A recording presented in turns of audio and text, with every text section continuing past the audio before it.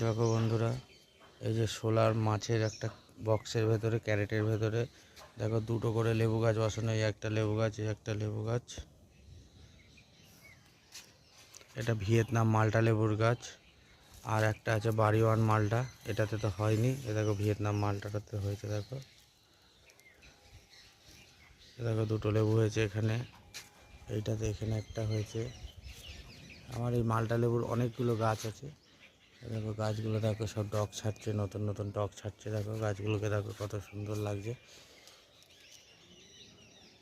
তোমরা তোমাদের বাড়িতে, তোমাদের ছাদে, যে কোনো জায়গাতে বসাতে পারো। মানে মোটামুটি 1.5-2 বছর বয়স হলে এই গাছ ফল দিতে থাকে।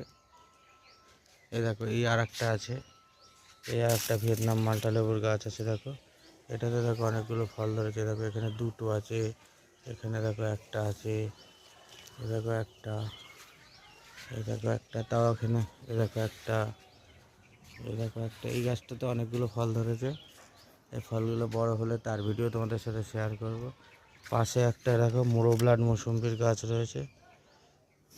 এটা রসভূমি নার্সারি, এটা এখনও বড় হয়নি, যদিও গাছটা ছোট।